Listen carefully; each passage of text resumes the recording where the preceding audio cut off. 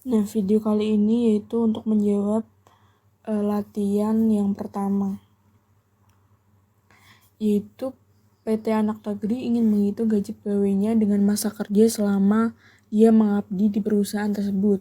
Berikut data masa kerja pegawai dan gajinya. Berikut sudah saya inputkan ke dalam SPSS. Langsung saja kita akan menganalisisnya. Kita klik analis, lalu kita pilih regression, lalu klik yang linear. Dan untuk masa kerja kita masukkan ke variabel dependent. Untuk gaji kita masukkan ke variabel independent. Lalu untuk metodenya kita tetap pilih enter, lalu klik option. Dan untuk stepping method kriterianya, entry-nya tetap 0,05. Lalu centang pada include constant inequity dan missing value-nya tetap include cases least with. Lalu klik continue. Dan untuk statistiknya, untuk regression coefficient-nya centang pada estimate, lalu centang pada model fit dan description. Lalu klik continue dan oke. Dan berikut adalah output dari analisisnya. Rata-rata masa kerja dengan jumlah data 20 adalah 8,70 dengan standar deviasi 3,895. Rata-rata gaji dengan jumlah data 20 adalah 675,00 dengan standar deviasi 213,060. Dari hasil perhitungan didapatkan angka korelasi antara masa kerja dengan gaji yang dihitung dengan koefisien korelasi adalah sebesar 0,926. Artinya, hubungan antara kedua variabel tersebut sangat kuat. Korelasi positif menunjukkan bahwa hubungan antara masa kerja dengan gaji searah. Artinya, jika semakin tinggi gaji pegawai tersebut akan membuat masa kerja cenderung akan meningkat.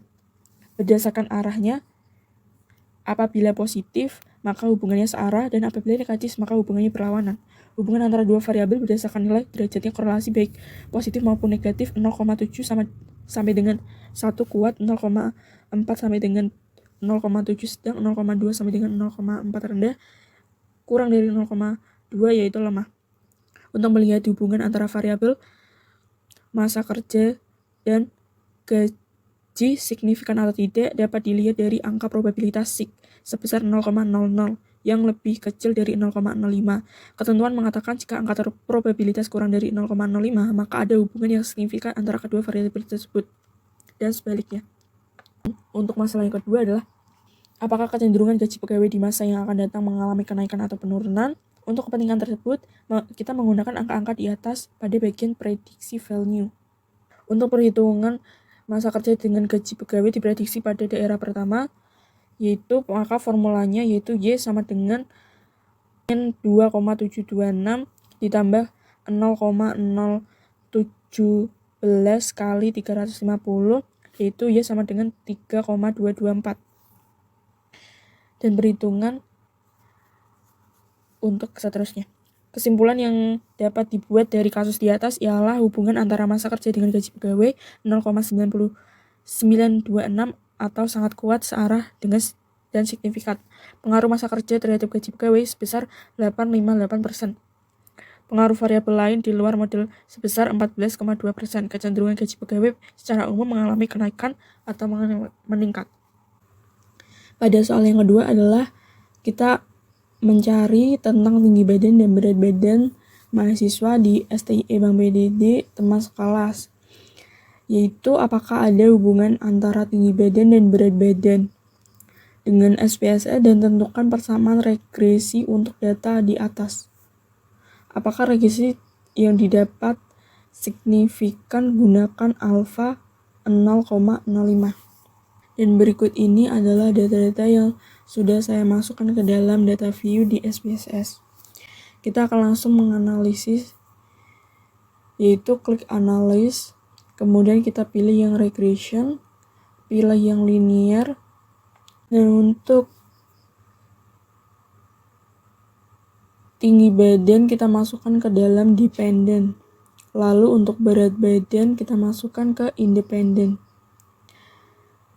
Dan untuk nama mahasiswa kita masukkan ke case label. Lalu kita untuk metodenya tetap enter, lalu kita klik option. Untuk stepping method kriterianya entry 0,05 dan centang pada include constant in equation. Untuk missing value-nya tetap exclude case leastways. Kemudian klik continue. Kita klik statistik. Untuk regression coefficient-nya tetap estimate. Lalu untuk model V tetap dicentang dan deskriptif tetap centang. Lalu kita klik continue. Klik OK. Rata-rata tinggi badan dengan jumlah data 39 mahasiswa adalah 162,59 dengan standar deviasi 7,920. Rata-rata berat badan dengan jumlah data 39 mahasiswa adalah 56,86 dengan standar deviasi 14,759. Yang pertama, apakah ada hubungan antara frekuensi biaya promosi dengan jumlah penjualan? Dari hasil perhitungan didapatkan angka kolerasi antara penjualan dengan promosi yang dihitung dengan koefisien korelasi adalah sebesar 0,684. Artinya hubungan kedua variabel tersebut sangat kuat. Korelasi positif menunjukkan bahwa hubungan antara tinggi badan dengan berat badan searah. Artinya jika semakin tinggi mahasiswa tersebut akan membuat berat badan mahasiswa cenderung akan meningkat. Berdasarkan arahnya, apabila positif maka hubungannya searah, apabila negatif maka hubungannya berlawanan.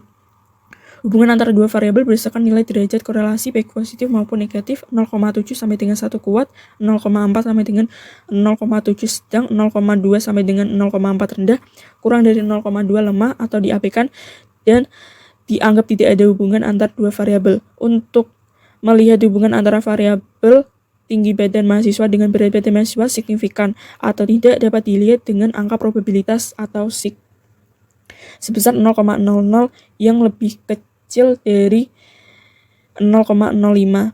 Ketentuan mengatakan jika probabilitas kurang dari 0,05 maka ada hubungan yang signifikan antara kedua variabel tersebut dan sebaliknya. Dan sekian video untuk soal latihan nomor 2.